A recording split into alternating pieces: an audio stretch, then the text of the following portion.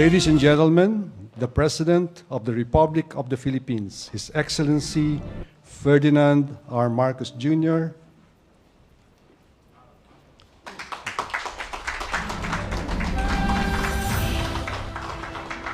Thank you, Secretary Benjokno, for your introduction. The members of the Cabinet who have come here, please, who have come to join us this evening. Vice President Sara Duterte and a member of the Philippine delegation, House Speaker Martin Romualdez, as of course, Pasay City Representative Antonino Calixto, and Mayor Imelda Calixto Rubiano. Good evening. And the Armed Forces of the Philippines Chief of Staff, Lieutenant General Bartolome Bacaro, other major service commanders, the PNP Chief, General Juna Surin, fellow workers in public service, ladies and gentlemen, good evening. I'm very happy that I am able to report the results of the 29th APEC leaders meeting that I have just come back from in Bangkok. It was, of course, we discussed with the other leaders all of the issues that our countries have been facing, are facing, and what possible solutions we have for the problems that we see that are upcoming. And the most important thing that I was able to surmise or to understand from this meeting was very simple, that it is very encouraging, because the problems as we have identified them seem to be the same problems for most of the countries. In other words, we have a consonance of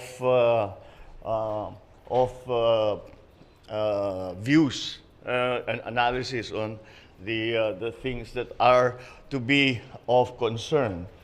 And furthermore, the solutions for that are things that we now have formulated. Of course, the subject of climate change, the subject of supply chains, the subject of food supply, the subject of digitalization, the empowerment of women, these were some of the issues that were discussed. And it was a very useful and productive process, because, as I said, we have now a way forward for all of us members of APEC. And this includes the United States, it includes the Russian Federation, it includes Australia, Canada, New Zealand. And so it's not just the ASEAN, but all of these other countries around the Pacific. So it was really very much a world forum.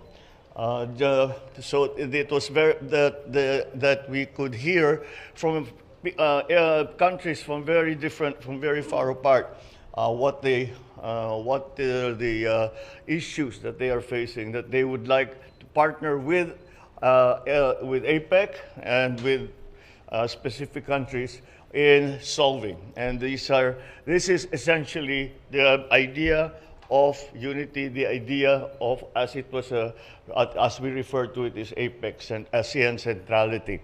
And that concept seems to be, we are all in agreement that concept is important for us to be able to face the future, which is going to be rather tumultuous in the next, perhaps, year.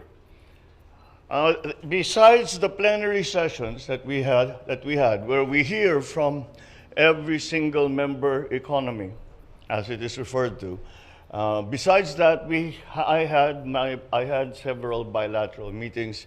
Bilateral meetings are meetings that you have direct one-on-one with another leader of another country, outside, sort of on the fringes rather, of the summit.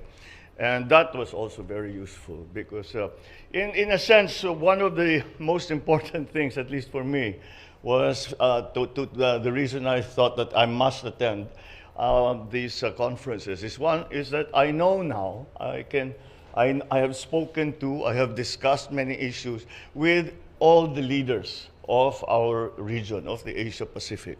So that is they now know me, and they know what I'm about. We have discussed things. They know what the Philippine position is on several issues.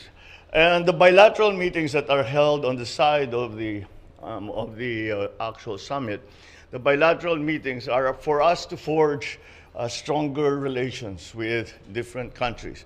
Up to, as I said, once again, France, President Macron was there, and we had a very fruitful discussion, and Canada, which is, as you would think, was very far away, but nonetheless, as involved in itself very much in the APEC.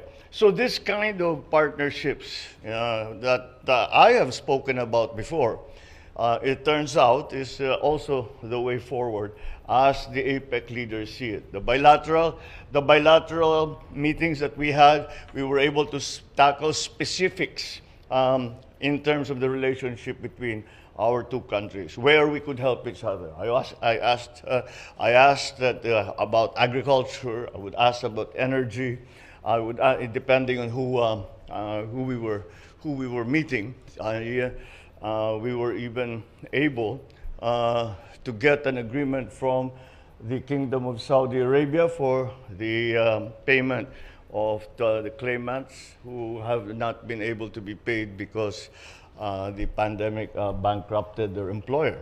So that is it's a tangible thing that was as a result of bilaterals. There are new agreements that we are going to pursue to develop with Canada and with France, possibly. There, of course, with the other bilaterals that we had, we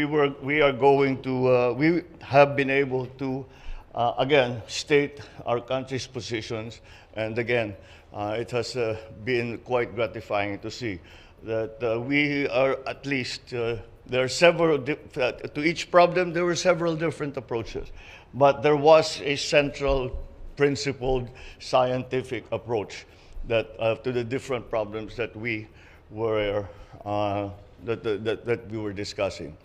The overarching global concern for everyone is and should be the climate change issues that are coming. Every discussion that we had, you can talk about the economy, you can talk about geopolitics, you can talk about anything.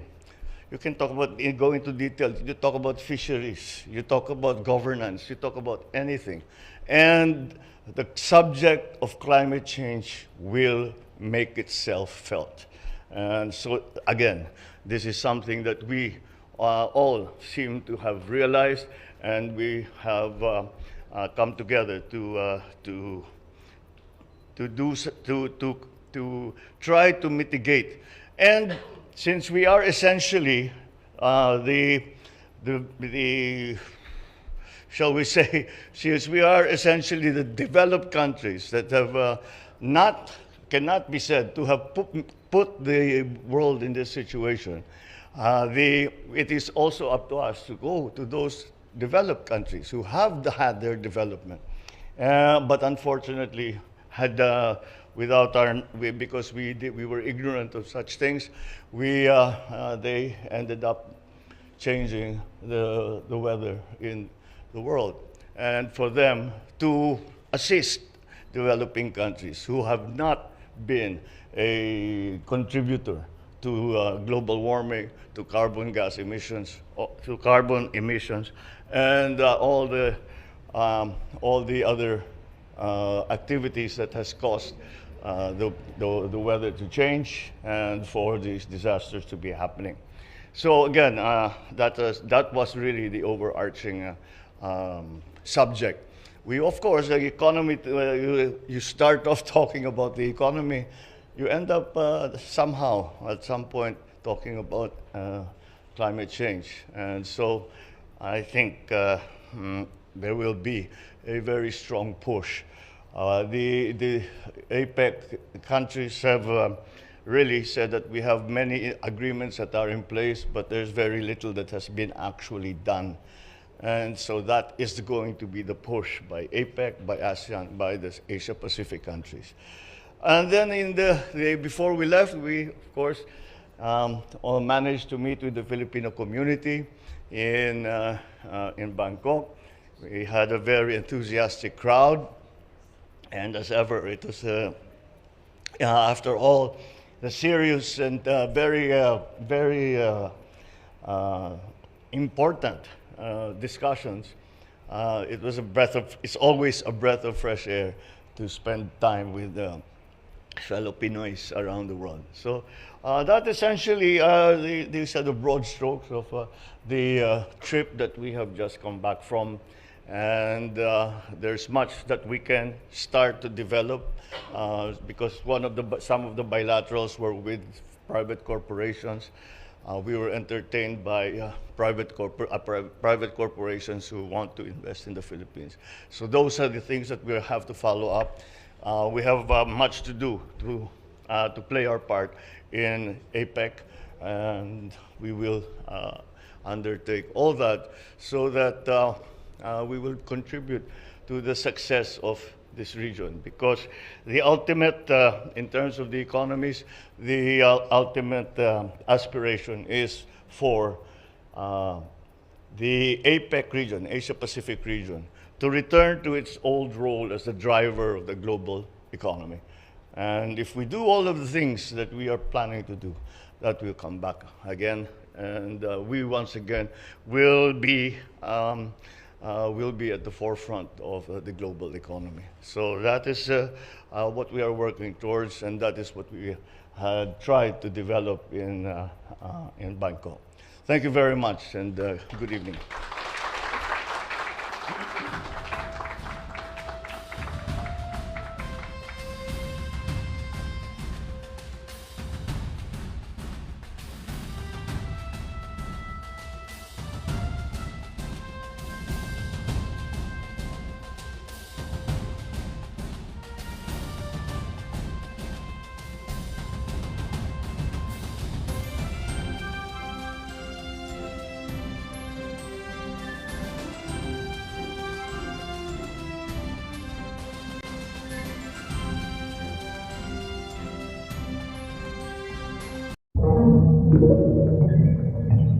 Thank you.